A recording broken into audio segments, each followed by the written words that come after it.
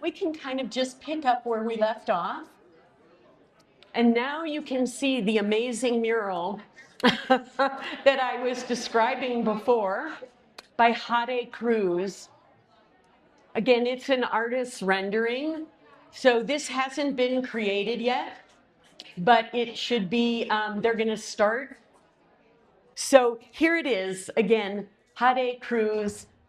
The mural should be complete by, I don't know, about 12 weeks or so. And we're really looking forward to it. You should be able to see it on social media and other places. And I think, again, the idea here is that this is visual storytelling, right? But we do all kinds of storytelling. When you talk to your customers, when you send out a social media post, when you put out a newsletter, you are all doing storytelling. And that's what the kind of the thread that we want to make sure comes through this conference, because it really is important for raising that public awareness. So now I get to try to do the two things at once. All right, so today we're going to mostly talk about who we are as an organization, why and how we do this work, how it's going, and how every piece of the food system really comes together, and how each of you plays such a critical role in it. So on the who we are part, this is our staff. Can staff, if you're in the room, please stand up. I want to thank everybody. I'm not going to read everybody's names, but here is our terrific nutrition access and community health staff, the approved supplier program staff, marketing, and operations. And we just, we are really lucky, as Jeff was saying. I agree with that sentiment that he mentioned of hiring smart people, because that is, yeah, that's how you get work done. And so we really appreciate everything that they did to make this conference possible, and all the work you see all the time. You're on there twice. I'm on there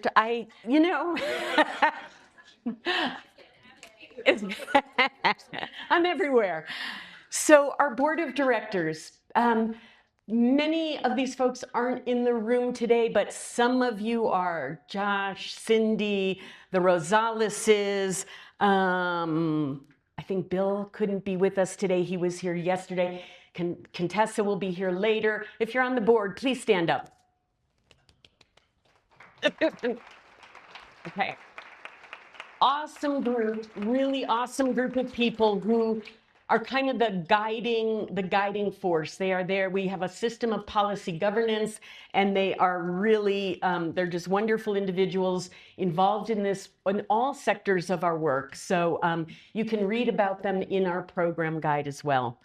Oh, this is where it's hard to, okay, our mission. So some of you know this by heart. We are all about supporting agriculture producers, cultivating networks, and creating healthy communities across the state. There's lots of ways that we do that. We're going to be talking about a lot of those programs and other things, our other approaches, but we try to stay focused and centered in this broad but highly focused work. And so what did it look like in 2025 on the ground? So this is where I really had to write some thoughts down, because there's so much always going on, and deciding what I really wanted to focus on was difficult. But I think, when those of us in the food system, when we think about fixing our broken food system and creating a world that's healthy for the lives of food producers, healthy for eaters, and the planet, it's not easy work. There's no sugarcoating it. 2025 was a tough year for the food access space. Some budgets tightened, some programs paused, funding cycles shifted, and the only certainty was uncertainty. And yet, as we move into 2026, it's with optimism, because even in a challenging year, we saw resilience, creativity, and commitment everywhere we looked. We saw communities continue to come together around fresh food and policies that strengthen what's working. Transforming the food system is about more than what's on our plates. It's about building a society rooted in sustainable agriculture, local culture, and accessible, healthy food that nourishes and heals us. In short, telling stories of food and agriculture means telling the stories of people. It means sharing success, stories of success like market growth and regenerative practices, and sharing stories about the challenges facing farmers like water and land. So something we always ask ourselves, and when the board gets together at our annual retreat, one of the things we're looking at is what good, for whom, and at what cost. And again, producers are our #1 focus. As you've heard, and as you all really know, if we don't have farmers and ranchers, we don't have food. Communities, as an organization, we were founded to support farmers markets.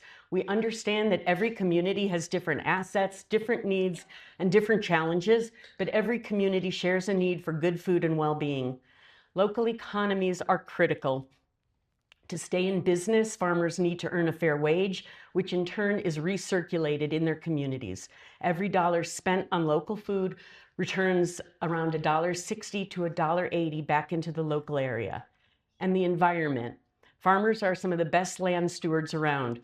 We know there are changes that need to happen around water use in agriculture in our desert climate, but we also know that the shorter food supply chains help reduce greenhouse gas emissions, and the small farms help protect the soil, flyways for birds, and protection for other wildlife. Okay, our local food commitment. I didn't post we have a large graphic that we created with all of the sentiments that were gathered after 4 years of a regional food system partnership grant that was from 2020 until 2024 that brought together more than 40 organizations around local food, the food supply chain, and supporting food hubs. And so at the end of that project, which was a true collective impact project, we came up with a document that underscored our collective work and values. And it's really nice that it has become a living document that is actually being centered in some of the ongoing values-based procurement work that we're doing with New Mexico Grown. So I'll send you all a link to the full document when we get back after the conference. But it's a really nice statement that was broadly written and approved by many organizations. But I also want to speak about values for a minute. So working in the food system can be deeply personal work. And as food producers or local food practitioners, we're all driven by our own whys. I trace my interest in local food back to my childhood, where every vacation, and I really mean every single vacation, spring, summer, winter, fall, from when I was born until 18, was spent with my grandfather on his farm in northern Illinois. He was a 12th generation dairy cattle dealer who immigrated from Germany after the war, World War II. And I watched him work hard, care for his animals, and connect with a huge network of farmers across the area. I especially remember him helping young farmers get started and the visible joy that brought him. Reducing and repairing harm in our food economies is also something I think many of us are motivated by. Since we all eat 3 times a day, the decisions we make about food can have a profound impact on our regional food system. Unless you grow your own food, it's probably not practical to eat only locally grown food. But every time we support local producers, we're really voting with our forks. So here are, practically speaking, the way we do this work, how it shows up in community is in the programs. And so really, kind of in a nutshell, the first, and it doesn't matter which order you put these in, but improving food and nutrition access to locally grown healthy food, feeding people, that's pretty important to us. Ensuring that farmers and ranchers have local markets to sell their food, retail and wholesale. providing programmatic and technical support for farmers and ranchers to sell into new markets like the approved supplier program, and through public education or the storytelling that we do to inform our friends and neighbors about why they should care about local food. The other way that the NMFMA works to leverage resources and have an impact is through the less visible system-level interventions. These are often long-term efforts that may not have an immediate impact. You heard from Pam how long Farm to School took to root. A lot of these things really take time. To be successful, the work generally takes patience, consistency, broad coalitions, really important, creativity, a willingness to accept risk, and private funding while efforts are in their infancy or pilot phases. And that private funding is really important. I can't list the number, I mean, I could, but it would be very long, of projects that were initially funded by private foundations, probably at those $50,000 levels, or, and then slightly more, but that really, you have to have a proof of concept. The Senior Farmers Market program that Pam mentioned earlier, that started as a proof of concept with a tiny grant in Socorro County from the health department there. And then we got state funding. Each thing just, it takes a lot of patience. So advocacy and policy work, you heard about that earlier. It's pretty straightforward. And when we're lucky, like we were this year, you see a lot of successes. But sometimes they're just for a year and then you have to go back and do it all again. But profound systems change is sometimes hard to see in the day-to-day. Data and research. We're really fortunate to have a very talented Merle, lead Merle, measurement, evaluation, research and learning, Brian Crawford Garrett, who leads that work. And we do a lot of evaluation and research of our programs, of all kinds of things. So some examples has been New Mexico grown research, which you can find on our website. We have a whole, on our New Mexico FMA website, there's a research hub, and you can find links to all of our studies, all of our data there. So I'm gonna kind of be brief on some of these things. FreshRx research, we've done a lot of research on FreshRx, and data, which is incredibly important for moving things forward. We created, with the help of partners and started with private funding, something called the Local Food Data Portal, which is being used by the New Mexico grown agencies. It's a product and pricing database. It is the most accurate. It's really the only system that there is to be able to see what is being sold to all the state agencies and where and how much and all of that. So that's an important piece that, again, it's kind of invisible, but when you need the data, it's there. Values-based procurement. For those of you who may not be familiar with it, and we're very lucky to have an expert in procurement, or several on our staff, including Elena Paisano and Shauna Woodworth. But values-based procurement is a system incorporating defined metrics into the purchase of food by our state agencies. So local is one value, right? Like that's the main thing that New Mexico grown, it's about them purchasing local. That's one value. You can also have other values, such as the use of regenerative agriculture practices, or the size of the farm, or the number of miles from the buyer to the farm, or fair labor practices. So all of this is in the early stages of being explored by the Interagency Task Force. And the NMFMA is the only nonprofit partner that is part of the Interagency Task Force, and that's because of our involvement with the Approved Supplier program. So it's kind of a privileged position, and again, it's that partnership with the state agencies that is just amazing. And so we want to move the needle even farther. And I'm going to just give you one other example there, which is about the regenerative ag piece, because it's something that we feel really passionate about. And we actually started to adapt a regenerative ag framework with the Quivira Coalition last year, or maybe in 2023. or 2024, I don't know, 2024. It came to a little pause last year, but it is something that we'll be going back to and focusing on. And the goal of the regenerative ag framework is to support small farms in New Mexico by piloting systems for values-based procurement and to strengthen the connection between small farms and wholesale buyers using this regenerative scoring framework. Some of you in the room were involved in helping adapt something that was developed in California, but we're adapting it to New Mexico.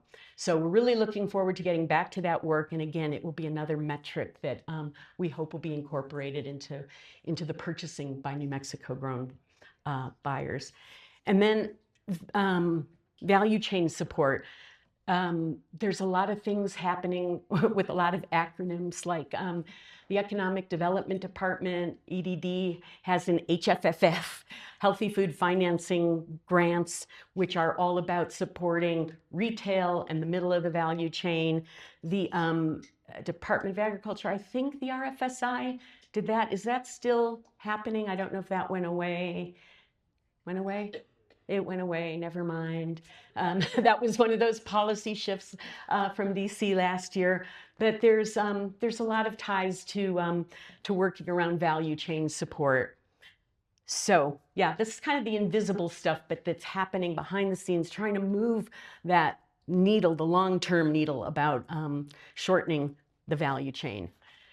So speaking of shortening the value chains, or the food supply chain. You know, value chain is another way of describing what's the value that's, instead of it just being transactional and about the lowest price, it incorporates certain values. But you know, you guys know that there's like the farm, it's got to go sometimes manufacturing, sometimes packaging. There's always got to be a way from getting it from the farm to either the market or your home. Sometimes that's the food hub, sometimes it's the farmer themselves delivering it, sometimes it's a larger distributor. But the shorter that supply chain, the more value the farmer is able to keep, the more of that dollar. And hopefully it also will allow the buyer to, there's not as much markup along the way. So So some of the ways that the NMFMA gets involved in fostering that shorter value chain, we help farmers with production and technical assistance with the approved supplier program, retail, all of those, farmers markets, that's retail, grocery stores, CSAs, getting it to the customers, distribution support. We try to support food hubs, purchasing support with the agency buyers, relationship building. So much of value chain work, and this is about relationship building and education and support. Trust building is one of the other really essential features of our work, because the shorter value chains rely on relationships. It's essential that all the people along the value chain, the farmers, the hubs, the distributors, the buyers, consumers, if you're at a farmer's market, they develop trusting relationships with one another.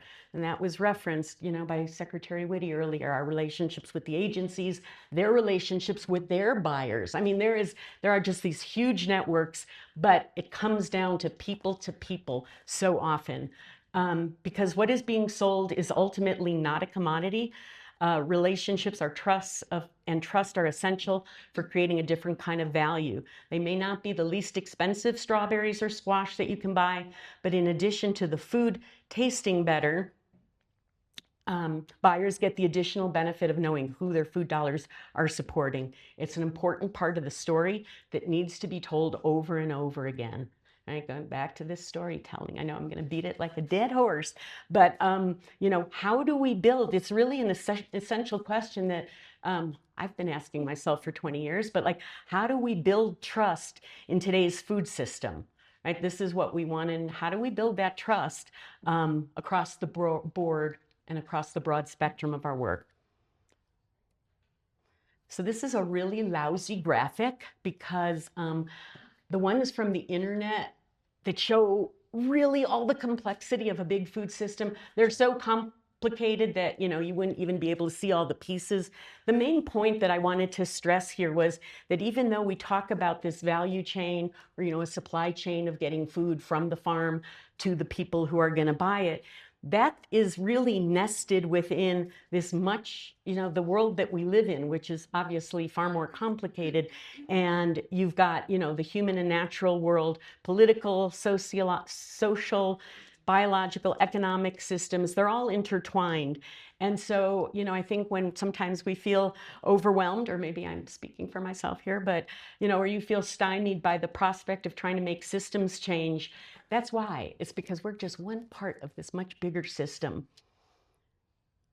So now I'm going to say some of the very same things that Secretary Whitty said, because it is true. And it's funny, it's like the same words. I don't know, maybe I got them from you somewhere, but we are a big state of small farms. 52% of all farms are under 50 acres.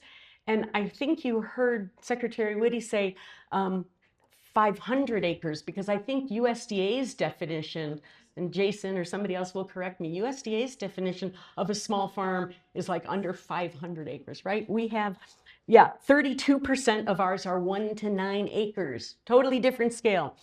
86% of our farms report earning under $50,000.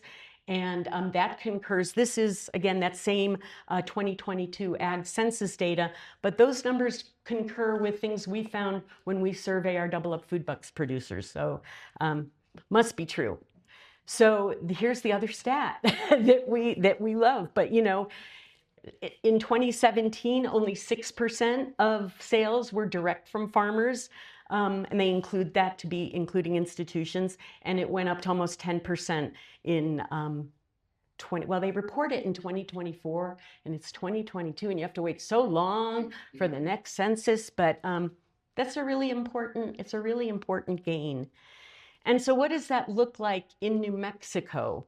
And well, we've got market data. This year, our market data is printed inside your program guide. So if you want all the statistics, they're in your program guide and then more on our website. But the most important thing here is that total sales across all of our farmers markets, and this does not include New Mexico grown, these are direct sales, were over $26 million. And that's up 21%. And yeah, it's kind of, every time we hit a new, and I always wonder, like, is this true? Do you guys feel the same? Is that what you're seeing at the markets? And Brian will talk more about market data later. And this is part of the reason that your market data is so important, because there's a lot of ways of collecting it. But it's still really good news. We have collected this since our inception. And so there's a lot, you know, we've got the trends to show the growth. Customers also continue to increase. I hope this feels like what you're seeing on the ground too. You know, not as huge of an increase, but almost 1.2 million shoppers at your markets. It's what you tell us. And those of you who aren't reporting your market data, you know, you could add another million here if you send us your data. So that's good news, getting markets there. And I'm going to intersperse the data with some of the marketing tools that we provide to the markets in case you don't know, but it kind of will give you an idea. Maybe you'll be motivated to request something from us or create something new.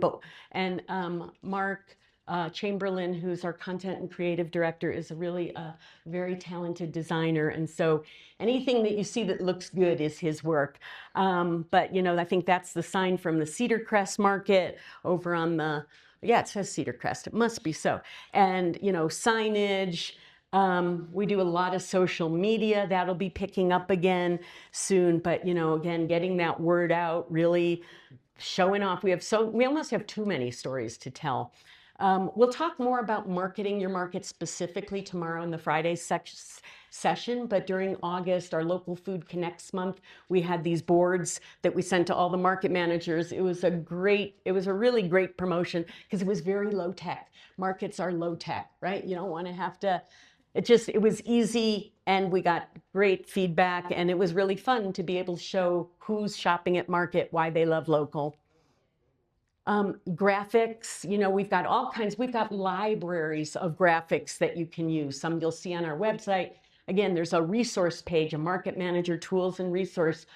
It's all there for you. Shop and taste events. There's a catalog, a library of graphics that you can use if you want to host a shop and taste event. Again, we'll talk about it more tomorrow, but getting people involved at the market. Nothing's as good as smelling food. This was kind of our political, a local impact campaign is what we called it. I think I came back from a conference feeling like politically motivated, and we were just trying to get people to like say, yeah, you can, stand up for what you believe in and support local. And then we'll go back to some data. So now we're in the SNAP and Double Up Food Bucks area, which has a lot of interesting things embedded in it. And you'll see that the sales have gone down. And I want to explain that because one of the there's a couple of different trends happening there. You can also see that the number of markets has gone down, both the number of farmers markets, and from 2022, the number of grocery stores, which I can explain. And so the total number of outlets has gone down, which is its own story. But in addition to that, the amount of benefits that SNAP customers got on their cards went down, right? Because those other years, 2022, 2023, that was COVID. There was all the extra EBT money, extra SNAP money that was put on their cards. So, we've kind of held steady almost, but we're hoping to get some new grocery stores involved. Markets have gone away. There was an increase around the time of COVID. There's an equilibrium, and they find if there's too many markets in an area, one might go away. But we again hope that we'll have some new Double Up outlets because we've got lots of money to spend there, which is a great thing. So 80% of customers report that they eat more fresh fruits and vegetables because of Double Up. 73% of vendors report that they sold more produce because of Double Up. The market managers and their teams who implement this program at their markets are real heroes because there is work involved, and we know that you all do it because of how much you believe in the program and helping just create food access in your communities. So thank you for that work. Here are some updates, which those of you, and I'm going to go pretty fast through them because most of the Double Up folks were here yesterday, but some of the really big things are that there is going to be bonus bucks. So if your market doesn't have Double Up, you might want to sign up. The federal government, in their infinite wisdom, and it's a good thing. I don't want to knock it. We got a big old pot of money dumped in our lap in October of 2025. They didn't put out an RFP for their usual GusNIP grant, but if you had a grant, you were allowed to apply for the supplemental funding, and we got close to $1 million, but it was in October, and it has to be spent by August. So, here we are again, like we'll figure out a way, and that's why there will be bonus bucks, and so it's a really good problem to have, but we've got this short timeline to make it happen. And protein, as you heard, that's being added. Eggs, protein, eggs, right, the Eggman. And thank you to whoever brought those eggs. Thank you very much. And that'll include meat and nuts, and we get requests all the time. So that's going to be a really huge thing. We'll figure out the start date when we can. We're also going to be surveying you here to make sure, how many vendors. Well, what we need to know is how many vendors at all of your markets sell meat, nuts, and eggs. Even if you give us an approximate, it'll help us. So we'll be asking for that. And we've got some plans for trying to expand the grocery store participation. Here's some of the Double Up Food Bucks marketing that we've done just really quickly. We've got an annual food guide that goes out to hundreds of thousands, billboards, buses, all kinds of stuff, right? Signage, aprons for the market managers to wear, aprons for vendors, illustrations to help customers do the spending, social media and great graphics, posters, banners. There's all kinds of things that we give you guys to help get the word out. FreshRx, this is our produce prescription program. 2025 was a weird, and 2024, a little bit weird. Programming shrunk, then it popped back up. It was another thing where all of a sudden our federal money came back out of nowhere, which is great. And so sales totaled just under 250,000 in 2025. And some of it is used at farmers markets, and some of it is distributed through food boxes by the health clinic practitioners, because they found that that is a really effective way to get, to make that connection, to make sure there's the redemption of the food. And so, we listen to the health clinics when they tell us what works for their patients. And we also did research, which I mentioned in 2025 on the produce prescription program, and that'll be coming out soon. We've done a video that you're going to see in a little while. We've done advocacy. We do all sorts of, we do a lot of partner communication, but because it's kind of a closed program, there's only so many dollars to go around. We're not like promoting it to the broader world in the same way as our other work. New Mexico Grown Approved Supplier Program, you guys are familiar with this. There were more than 250 farmers, ranchers, and food hubs and other businesses that participated in 2025. 5.4 million in locally produced food moved through the program. That's a tenfold increase from the 555,000 in 2022. That's really thanks to our great agency partners and all the work of everyone. And in the recent research study that was conducted by UNM, they found that during 2025, there was 7.5 in total economic output. And again, you can find this research study on our website. This just kind of shows by product type purchase. This came out of our local food data portal, I think. And what you can really see easily is that between 2019 and 2023, it was only fruits and vegetables, or 2022. In 2023, when the state added more money, we were able to add meat into the program, and meat soon became really popular, and #1 in the nation in school meat sales. From the source is the farm to school census. So that makes our ranchers really happy. And yeah. So what do we know about our approved suppliers? Again, we collect data when they're through the application. There's information about whether they consider themselves historically marginalized. And the reason for that question is because we had a federal grant with the Department of Ag that was the food bank program. And that required that the food was, that the producers being served were historically marginalized. So we made sure to ask that question. Farm size, 0 to 10 acres, 66%, 91% with 10 or fewer workers on the farm, probably most of them a lot fewer, and 28, the number of counties, so 28 out of 33. And that was as of 2024. I didn't have the recent data there. This is some of the approved supplier. They look like brochures there, but I'm glad the little man is, so you can see those are actually some of the banners we produce, the Golden Chili Awards that we all take part in. We have a series of videos that you can find on YouTube about the approved supplier program called Nourishing New Mexico that show all different phases or sectors of the program, focus on the producers, the buyers, the food hubs. So those are really informative. And then a labor of love is this new produce, this new workbook. I'm smiling at Elena because it's going to be really awesome. It's been a while in the works, and this is going to be a new training tool that is going to be really serve a lot of masters. So we're really excited about that. And we have this is also something new that we'll be rolling out really soon.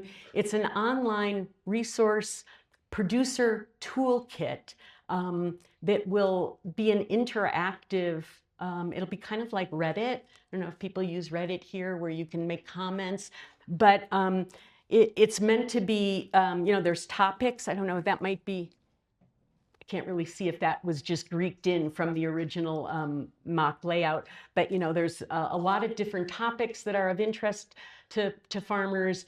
And you can look by topic, find what you're looking for. There will also be interviews with farmers that go along with those, and then people can comment. And so if one farmer knows of a great insurance program or has suggestions on whatever, as they're reading it, they can make comments and talk to each other. So we're looking forward to rolling that out really soon. We've been inviting farmers to provide feedback and also introducing the farmers. And Scott Knauer, who's our IT guy, has been really helpful in making the back end of these technology things work. And so I already talked about Double Up Food Bucks and what's new. As far as the organization, we've got new websites. We're going to try to unify, pull all our websites together. Right now, they're kind of like all over the place for various reasons. We've got new market videos coming out. You're going to see a couple of them today, shortly. But we've got, I don't know how many, Josh, 8 or 9 coming out this year that were shot last year that are really terrific. It's when you talk about sharing stories, sometimes there's nothing like video like to see. So you'll see a couple of those today, and then continued support for events. And I think I talked about all of the approved supplier program things that are coming out. So that is the state of the plate. And I just want to thank all of you for really the work that you do that makes this happen. So